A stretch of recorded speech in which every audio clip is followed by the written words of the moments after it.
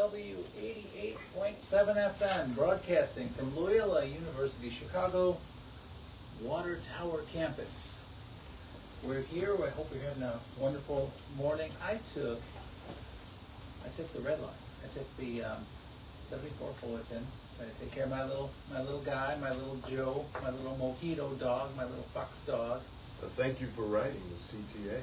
Yeah, and so I took the 74 east, and I caught it with 2 minutes, which is fantastic. And then I got onto that red line there, and went underground, and now I'm here. Man, both of us survived. We survived it. But there's a lot of wear and tear along the way. Yeah. There's a lot of wear and tear along the way. Yeah. So speak in front of that. All right, I got you. All right. So we have here, Eric is here, Elma Gated Transit Union, Local 308, Union Stewart. I want to talk to you about everything. Everything. We know you are. I want to tell you everything. Trudy and I are like probably the biggest fans in the building of the CTA, and we realize all of the issues as well. But you are the most knowledgeable in the room right now of the CTA. Right now in this room. Yes. Yes. I'll take that. All right. So tell me about your role as Union Steward. So the members of our union who work in vehicle equipment maintenance, the people who repair the trains and clean the trains, elected me last year to be their what's called executive board member. Mm-hmm. So essentially, I function as the president, more or less, for our group, for our department. Okay, and which department are you in? And that would be equipment maintenance. I'm a mechanic on the trains. They call it a repairer, and we maintain so that it's moving. We have what's called a propulsion system. All right, that is like the transmission for the train. So just imagine every rail car has its own. It's got its own motors. It's got every rail car's got two big, huge motors, and it's got its own transmission, like system, propulsion. That's very different depending on what trains you're working on too. Mm-hmm. And then of course we have something called air comfort, and I'm sure all the riders know all about the hot car or the cold car. I like the cold car. Yeah. I like the warm car in the winter and the cool car in the summer. Exactly. And everyone knows when it's not working. Yeah. So our job in that case is to troubleshoot. So the riders, okay, whenever you're on the train and you say, hey, it's a cold car, it's a hot car, you gotta get that car number and call it in to customer service and tell them. So a lot of people don't know that. Yeah, and where's the car number? The car number is a 4-digit number. It's on the inside. So when you walk into the rail car, look to your right and to your left. And at the ends of the rail car is a 4-digit number. Maybe on the red line it would be maybe something like, a 5366. And that's what you call customer service with. Calling the operator about it, hitting the button, frankly, please don't do that. That person is so stressed out and dealing with so much. Mm-hmm. They're just going to have to go and troubleshoot it themselves, and that'll cause a delay for you and them.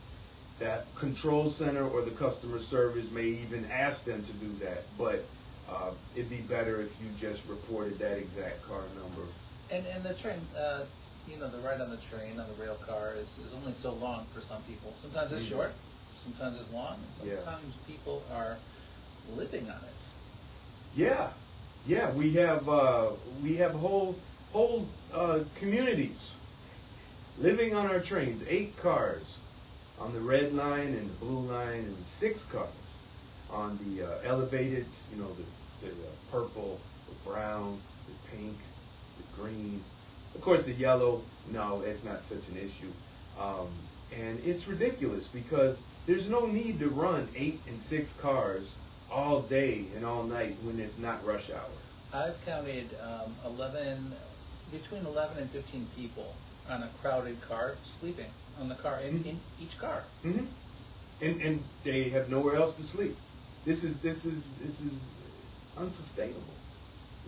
And we in the CTA mismanagement, and I use that word not as a derogatory word, like a pejorative, but it is what they do, and it is mismanaging the rail cars by having 8 cars, 6 cars all night, when obviously people are looking who aren't in shelters are looking for shelter, and then people who want to ride got nowhere to sit. It's clean. You can't keep wearing these rail cars out like that and expect 1 or 2 servicers, the people who clean the train, to be able to keep up. Well, if you look at the condition of the train and preaching to the choir here, is one thing to like sleep on the train. Mm-hmm. Okay, you understand there's a need. We should have more shelters. We should have more people in temporary and permanent homes, of course. Affordable. Of course, and affordable housing as well. But that's on the city. That's on the county. That's on the state. Mm-hmm. And so that's what that is. That's our horrible economic position of many people. And some of the people living on the trains don't qualify for one reason or another, or do not want to go to a shelter. Mm-hmm. There are requirements. You have to stay clean. You have to not be drinking or doing drugs or other ones, of course. So and sometimes the shelters are frankly dangerous for some people, and there's also abuse. Yeah, in the shelters. They would rather take a chance on the street or on a CTA bus or train, which isn't much better.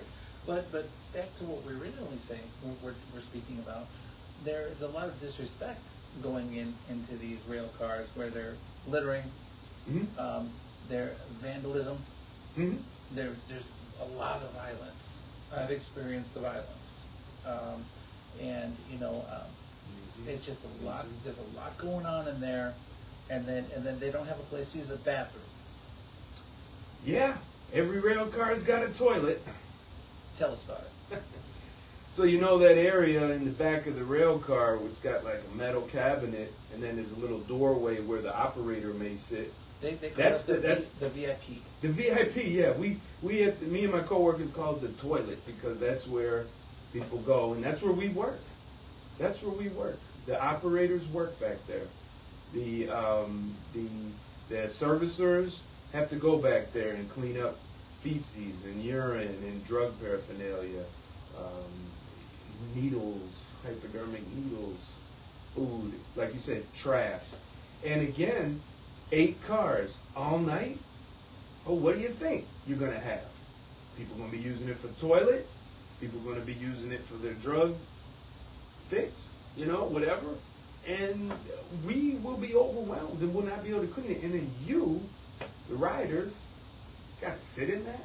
Now, Trudy Leong is here. She was a host of our earlier show, and she's administrator of the Rogers Park Chamber of Commerce, and my partner. Not in that order. Yeah. And I have a hard time finding a seat for her to sit. Sometimes there's soda or who knows what liquids is spilled all over on purpose. Yeah, you don't know what that is. On purpose. Yeah. It's spilled all over, and there's stains on every single seat, every surface you can touch, and there's nowhere to sit. Yeah. Do you know that it is the job of the railcar servicers to clean, to wipe down each of those seats? Now just imagine, it's just you and one other person, maybe. But if you're at 63rd and Cottage Grove, you're the only one. And you got to clean all those seats, and you're one person. Can't be done. How much time do they have? They're lucky. They'll have 10 minutes if they're lucky. But when it comes to the red line and the blue line, 3 minutes, 7 minutes, you know. And if somebody, if there's a pile of human waste down there, guess what? That person's cleaning that up and nothing else. Nothing. And all that urine, by the way, that urine dries. Like if you don't get that urine at a certain period of time, it dries. And when it dries, what happens? There's particulate matter. So you're inhaling that. The operator is inhaling that for 8 hours. You, for whatever trip you're doing for an hour, you're inhaling it. You know, we can't keep up with it. We're absolutely overwhelmed. And now, you have to go and get a towel or bring your own disinfectant and clean it. And sometimes the riders get upset when they see one of us on the train and they say, hey man, clean this, clean that. You don't know, but that person might have just got out of another car and they're filling in for someone on lunch. 2 people? We can't. 8 cars, 6 cars? No, you need 1 person per car with clean mop water. Check this out. What do you think happens at Howard Platform with that mop water? I was going to say, let's talk about the stations. Yeah. So, in order for us to clean by the CTA safety procedures, we have to dump that mop bucket after using it. Okay. Then when we fill it, it may sit and start to freeze. So we got to put a little bit of antifreeze in it, right? Okay, just imagine that now. So you're dealing with that hazard, okay? And you mop 1 car, that's 1 car. That's all you got time for. And you're sweeping first. So you're going to sweep, then mop. You're not just going to put a mop over a bunch of trash. That's not what they do. So then sometimes there is no way to get water. Because sometimes these faucets are broken or frozen. And back on the other end, so we're at Howard, in Rogers Park, you're at Howard. At the other end, at 98 Shop, when we do what's called the general cleaning, where you clean a rail car from top to bottom on the inside. And it takes a couple hours to do. We have a track on the outside of 98 Shop, and these poor people gotta put their buckets upstairs to go outside to the platform to general clean and mop the rail cars. And the water doesn't work on the outside.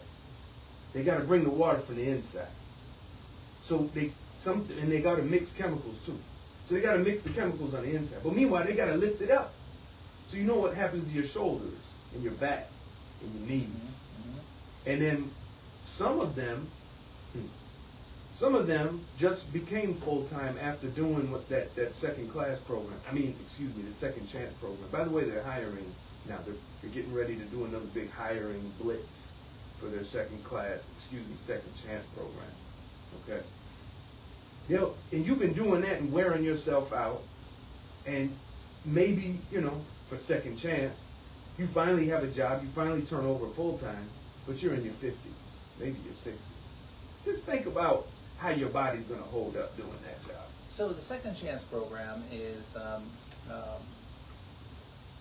returning citizens that are given an opportunity to work with the CTA, work for the CTA, because maybe they don't have other opportunities, and it's a chance for them to work. It's my understanding there's about 65 or so second chance workers on CTA. Is that correct? The contract limits the number, but it's hard to keep up. So we're talking about bus and rail. So on the rail side, we're talking 65 according to the contract. And the bus side, I don't have that number in front of me. I believe that's more. Okay, so there's more than 65. Oh yeah, absolutely, okay. Absolutely, because it's it's broken up by the two divisions, bus and rail. So, if they're doing a big hiring blitz for second chance workers, is there a high turnover rate? Absolutely. And why? The second chance workers are punished at twice the severity of all the other workers. So, they work, according to the contract, they can only work midnight. They still have some of them work PM. But you know what happens on midnight shifts, sometimes if you don't have any work or you're waiting for work, you might fall asleep. So they get terminated immediately if they fall asleep. Now, if I'm on the midnights and I'm a servicer or a repairer or an operator, and I happen to doze off while I'm waiting for my train or waiting for work, I'll get written up. But I have to do it 3 times in 1 year to get fired. You get 3 shots. 3 shots. They get 1. Then they're done. 1 and done. That's what they love to say. You're 1 and done. 1 and done. And it's totally, it's not in our contract, so it's totally, it's not only immoral, but it's unjust. You don't have sufficient cause to fire one person for something that another person did, but they get more chances. And I'm not saying we shouldn't have chances. What I'm saying is it's just, that's the turnover. And they're abused. So you are a second chance worker, all right? Mm-hmm. They tell you, okay, you're going to be assigned to Kimball's shop, Kimball and Lawrence, Brown Line. Like, okay, all right. So you start making your commute. Let's say you live on the west side or the south side. You make your commute, you get used to it. You figure out the time so you're not late. Then all of a sudden they tell you, okay, next week you're going to go to 98th shop, way down the south side. Oh, that's good, that's close. And then you do a week there, and then they'll say, well, now you're going to go to Rosemont. So what happens is sometimes you don't know, you're not familiar with the schedules and whatnot, and you might be a little late. Mm-hmm. And so that type of thing adds up. Mm-hmm. And if you get hurt, they like to put the second chancers on what's called exterior wash. So imagine hand washing the outside of rail cars. Well, that's right? not only nasty, it sounds dangerous. Extremely. And you're using caustic chemicals, reaching up with your shoulders, again, way up above your shoulders, which is not ergonomic, and you've got a slippery surface. Let's say you fall, and you tell the manager, hey man, I fell, it's slippery there. Oh, you fell, huh? Well, here's a safety violation. It's going to be on your record for 2 years. And then you applied, let's say that week before you fell, you applied for a full-time job. Or, check this out. Nah, I'm going to tell you something even more disgusting and true. You applied for a customer service assistant, which is another part-time job. And then they interview you, and they say, what's the safety on your record? Oh, we're not going to give you the job. So wait a second. So if the conditions on the CTA property are slick or slippery, mm-hmm. and it's not your fault, mm-hmm.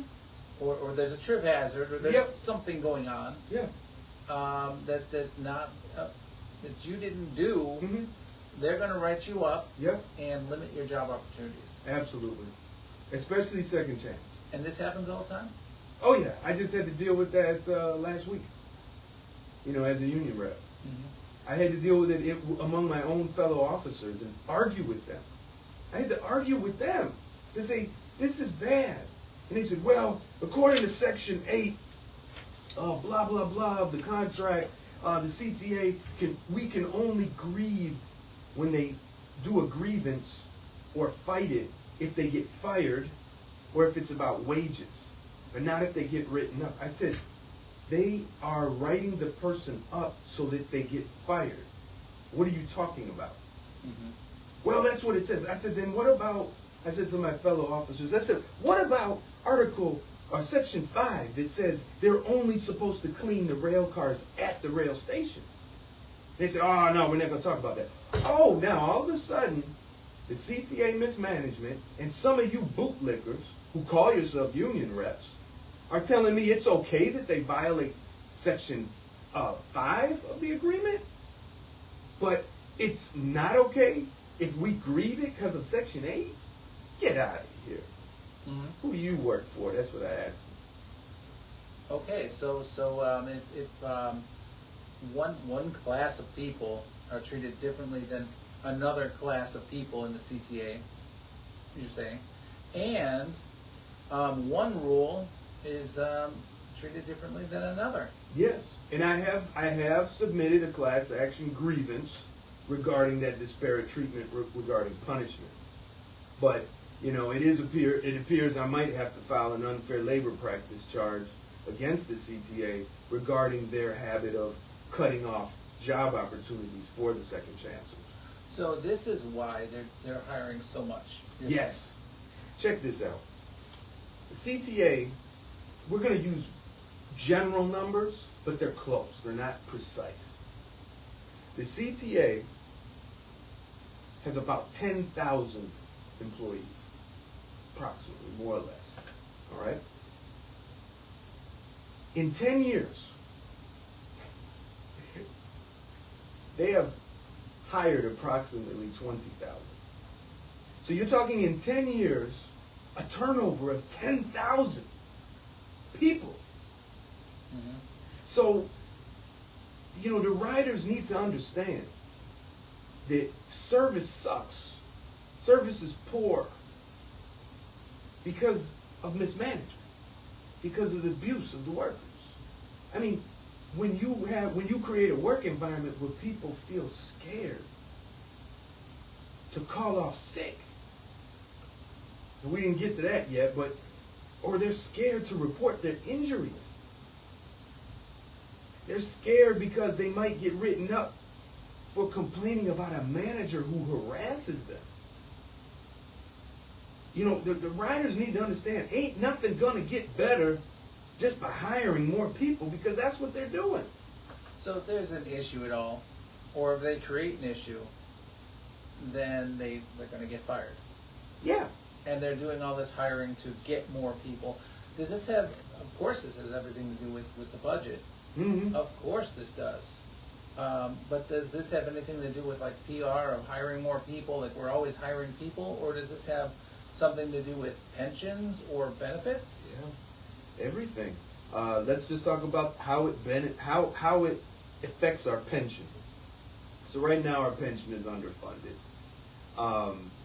We're in the 50-something% range of funding levels. Unsustainable for the long term.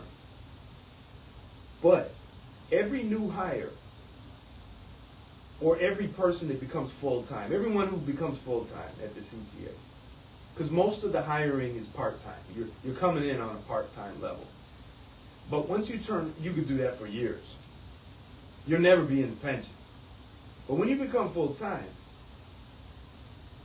you got to work for 1 year before pension time starts, before the CTA puts in their part and you get put in your part.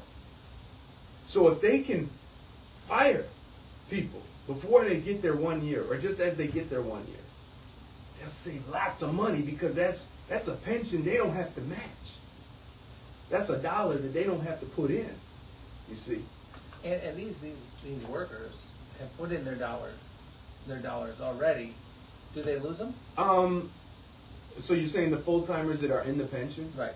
So if they fire you and you've already put in money, you get your money back. You get it put back. in, but you don't get what they put in until you work for 11 years. They call that being vested, right? So what CTA mismanagement has to do is they got to fire as many people as possible before their 1 year. If they make it to their 1 year, they got to try to fire them before they reach their 11th year. Because then they got to give that money that they put in. And so having all these poverty time jobs like the second chance, customer service assistant, flagman, and that's how they get the operators, by the way. You can't be a train operator unless you come in part-time as a flag. Okay, all of that stuff saves lots and lots and lots of money for the CTA. And it has saved. Good. They have saved so much money off the backs of the workers. Okay, now, Trudy and I, we go to the board meeting. as often as we can, the monthly board meeting. And we speak with the board, and we speak with everybody there. We raise the issues, and we get a little tap on the shoulder at the end, and you know, a representative of one of the departments Yeah. Comes over, and they talk to us about the issue. Good. They should. Okay, so how are these people different than the people you're representing? What is the disparity between them? Those are managers, and they have much higher pay. They're salaried, so they just get the same no matter what. A lot of them don't even know what we do. They've never done what we do. They get sick days, by the way. We just get written up. You don't get paid sick days? No. We have something called short-term disability. You know, so if you get hurt and you can't come to work, like you get hurt at home and you can't come to work, or you have a surgery you have to deal with, maybe some type of long-term treatment that's going to take you out of work, you know, you get a percentage. You get like, you know, a couple hundred, $200, $200 about a week. You know, for you might get your first full pay for a week, but after that you don't. But you're gonna get written up for that though. Written up for what? For going on short-term disability. We call it the sick book, and that's what it is. It's sickening. And if you do that, you could be in it for up to 26 weeks, okay, and be written up one time. But typically what happens is, especially if you don't have enough time to get what's called FMLA, intermittent leave, you will incur a bunch of these entries during the year. And there are various levels. You get up to 6 of them, and then they can fire you. But if you're a second chancer, it's about half of that, by the way. But everybody else is 6. So, you know, and a lot of people are single parents and stuff. They got called off not because they're sick, but because their child's sick, you know, or their child ran away, which happens, you know. It seems like it's just not a fair system No. for the part-time worker. Oh yeah, it's just another form of slavery, in my opinion, and that upsets people at the CTA. That upsets fellow union officials too. When I say that, but it's just the truth. So it seems like there's a lot of horror stories. Horror stories, like when they're cleaning the outside of the rail car, are they given like gloves and a hazmat suit? Yeah. So you know, they give them boots, you know, overshoes, you know, and gloves and a suit, but they don't always give them the right stuff. And typically it's a one size, so it doesn't fit all. So what ends up happening is, even though they're wearing the gloves and the suit and whatever, the stuff drips down into their arms and into their clothing. And they this get is burned. acidic. Yeah, it's real nasty stuff. All right, and then we're working on elevated tracks. We're working with electrical lines. So typically, for my department in the shop, we're not there, but for the track maintenance and for the operators of the train and the customer assistance, oh yeah, they deal with that. And it's not only an electrical hazard from 600 volt DC, but there's a chemical hazard up there too, because of the creosote, the chemical that preserves the wood for the ties, the cross ties. They used to use turpentine in old Chicago. Yeah. Oh my God. They used to use turpentine for those wooden sidewalks. Yeah. So what is this called now? Creosote. Creosote. Is this fire prevention? Or what is this? Water prevention? It preserves the wood. It keeps it from drying up and cracking. You know, it helps the wood last longer than if it just wasn't treated. You know, and this is done in all the railroads. You know, and it's just, and then there's something called lubricators. So maybe you've been on a train and you hear a squealing as the train turns, right? Well, to keep that squealing to a minimum or to get rid of it, we have these machines that pump lubricant onto the rails right there. And that is a slipping hazard as well. So when we're doing the S Yeah. curve on Sheridan, Yep. and I'm hearing the squealing. I did yesterday, and then the lubricant comes in, and it's a slip hazard. Yeah, for the people that have to walk the track. So we have the trackmen have actually inspectors who walk for miles every day. Miles. And they're right next to exposed third rail. Now all the other big cities have covered third rail, but not us.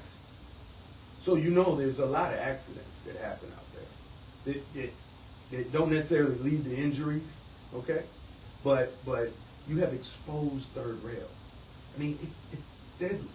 What is the alternative to exposed third rail? How would you have it not exposed?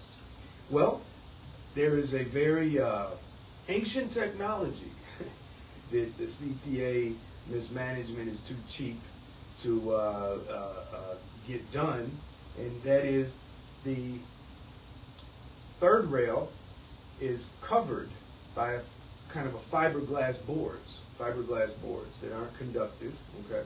And then the rail cars that pull the power from the third rail are redesigned into paddles.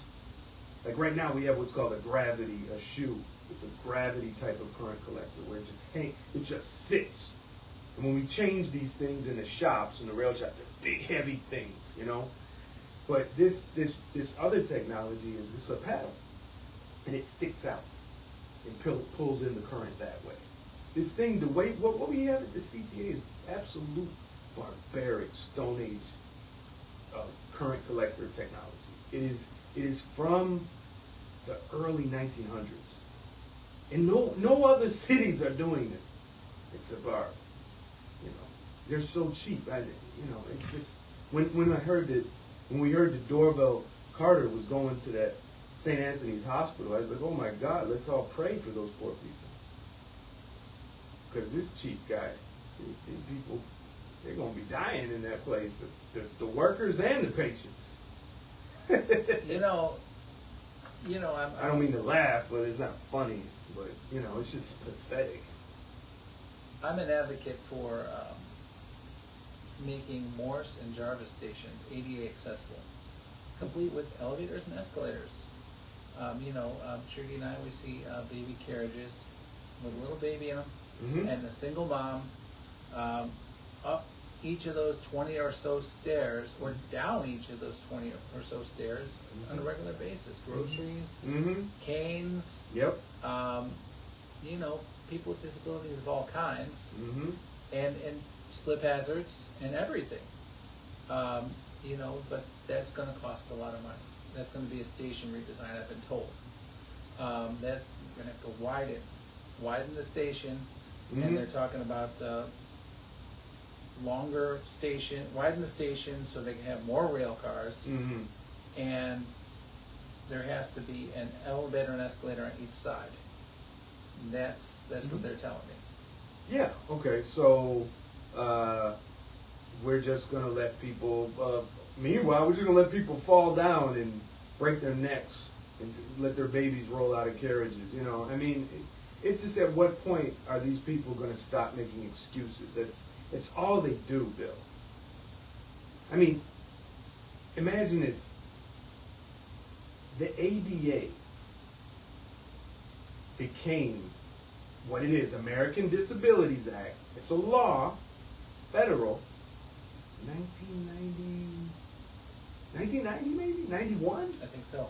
I don't know. I was in high school, man. This is ancient. So where are the priorities with the money in our cities and in our government? I'm sorry, but really, $1 trillion for war? For wars that are doing what for us? I just don't see it. But meanwhile, people are miserable and their lives are in jeopardy just trying to ride a train or a bus because they have a wheelchair? What kind of madness is this? I want to talk about public safety a little bit more with you. There used to be a train operator and another person on the train. What was the title of that? The second person? Yeah, conductor. The conductor. Tell us about the role of the conductor and tell us why there is no conductor. The role of the conductor is to make sure the trains run on time. And the conductor does that by operating the doors, by assisting the customers, communicating with the dispatch or the control center and the operator, assisting the operator for troubleshooting when there's an issue with the door or there's a reported lost and found item. They made, like I said, when you had conductors, trains ran on time. Okay? Trains were, anytime there's an emergency, you got two people, it's always better than one. Especially if one of them is fatigued or having a panic attack or sick, you know. What happened to the conductor? Well, back in 1997, the CTA mismanagement found an ally in one of our union presidents. Jerry Williams is his name. And by the way, he served 3 terms, and then the CTA gave him a job as a manager. He's no longer living. But they talked with him and said, hey, we want to try to save some money, we want to do this, we want to do that. Can you help us? He's like, what do you need? We just want to have one person. Let's try it out. He said, okay, guys, we're going to try one person train operation. No one talked to the riders. No one really talked to the workers. But it's going to save money. It's going to save money. So we're trying to save money, right? So by 1999, they were completely phased out. Completely. And they said, we're going to pay the operators a little bit more too. Just because they're doing one-person train operation. They're doing the job of 2 and 3 people. Well, that never happened. So they saved money on that. So they saved money on the lie that they were going to pay the people more. They saved money on the lie to the passengers. This is going to save money so that your fares don't go up. It's the same crap. And now, all the delays, all the problems, they haven't saved us any money, the riders and the workers. It just made it more hell for us, you know? And at the board meetings, there's a closed session. Yeah. A closed session. And you know, it's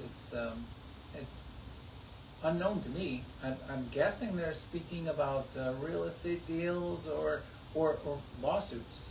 Yeah, secret meetings. Do you know anything about them? Yeah, I wish I did. I'd love to get some surveillance of what goes on in those secret meetings with that board. Because those people don't know what the hell they do. They don't even work in transportation industry. Most of them. I guess what I was kind of getting at is, if the CTA focused more on public safety issues, and maybe having two people on the train to handle these issues, maybe they would save on the lawsuits.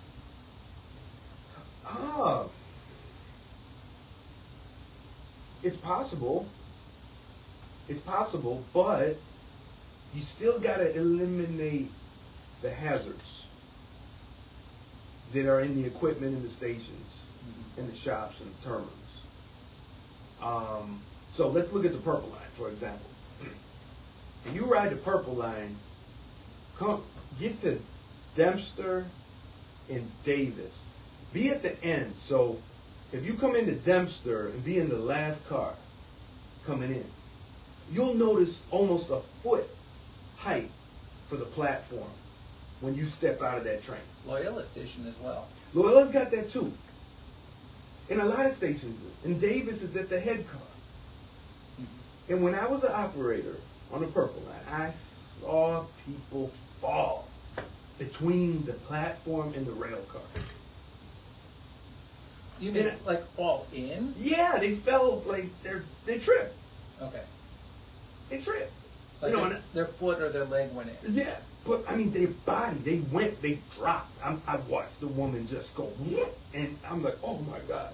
You know, I called this in, I ran over there, and someone helped her out. By the time I got down to the other end, someone helped her out. And she's all scratched up. She has shorts on, you know, and that's a lawsuit. Now, did she sue him? I don't know. It didn't seem like she was interested from what people were telling her. So she just wanted to get out of there. But, you know, she was just glad to not get stuck.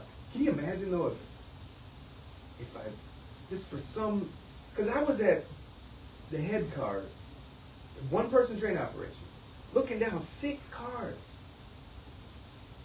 And what if the station was at a curve and the little display, sometimes they have these cameras where the operator can see from a platform camera what's it like at the other end so that they can see that everyone's in. But what if that wasn't working? And sometimes those things don't work.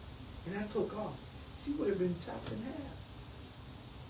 And that's another question I wanted to ask is... So you need 2-person crews. You need a conductor in the middle of the train. Right. But I wanted to ask, when you go down to the, you're entering the train station and you see that 8 or 16 or so cameras on the screens. oh, cameras all over, yeah. And then what does the conductor see? Those are for they see nothing. The operator sees nothing. And in fact, The operator, right? yeah. So are you talking about the cameras on the train or on the platform? The camera's on the train. Okay. When something's going on the train, Okay. what do they see? So here's how it works. Once that train is moving, once it's in motion, once that master controller moves up, any video feed that's coming to the operator's screen on the red line, green line, purple line, pink line, anything on those lines, they will see video. But as soon as that goes into propulsion mode, as soon as it goes into power, the screen turns off. Okay? So there's no screen while you're moving. Once you stop the train, then you see. But there's a time limit. So you won't see the video the whole time. So you got to pick up, the operator's got to get this little telephone thing and put it by the ear and say, how can I help you? And they say, yeah, somebody just stabbed a man right here. Okay. Are you hurt? Anybody else hurt? Oh, no, okay. And then they got to call in. Mm-hmm. That's what they're going to see, but they're only going to see that for a few seconds. Because if they're not continuously talking where they're pressing a button, where it goes beep, beep, like that, eventually it goes out. So we're not, once the train moves, we're not seeing nothing. Now, if we had a conductor, if we had the second person, that type of thing could be bypassed easily. That could be reprogrammed, where they could survey what's going on in the rail car. You know what I mean? I know on the Blue Line, they now have these screens. Oh, that's the 7000 series. On the 7000, the new ones. Go ahead. Right. Tell me about that. So you're talking about the screens that are in the rail car where the riders are. Yes. Yeah. I mean that's. Is that doing anything? Is that doing anything at all other than making us feel safer? Yeah. It's good surveillance for the employees. That's for sure. They use it to write us up all the time. But no, it doesn't do anything because they're still gonna. The people who are committing these crimes are so desperate. They don't care if there's a camera on them. The camera doesn't. It just records it after you're killed. It's not going to prevent you from being killed. If there's employees who are in uniform and they're present and visible, that's a deterrent. But the camera's not a real deterrent. They say security and police are a deterrent. That's true. They can be that as well. But a lot of times, unfortunately, sometimes, unfortunately, when we rely on security as a deterrent, sometimes it gets really ugly. And if a dude is You don't need to shoot somebody because he's selling cigarettes. You know, which did happen. You know, just get off the train, man. That did happen. Yeah. Tell me about that. Yeah. I mean, this was a couple of years ago. Somebody, you know, the police were chasing this guy selling cigarettes. You shouldn't be doing that on the train, but I mean, he died. You know, is that necessary? So he's one of the guys that goes squares. Yeah, it's annoying as hell. Get off the train, please. There's no solicitation, but I just, my point is, you know, it's not necessary. You know, fare evaders but again, if we had shorter consists, if we had trains, we don't need 8 and 6 cars all night, all day. Just have it for rush hour, and then cut them. Once you cut them, the troublemakers just stay away. There's just no room for them, and it's easier to remove them.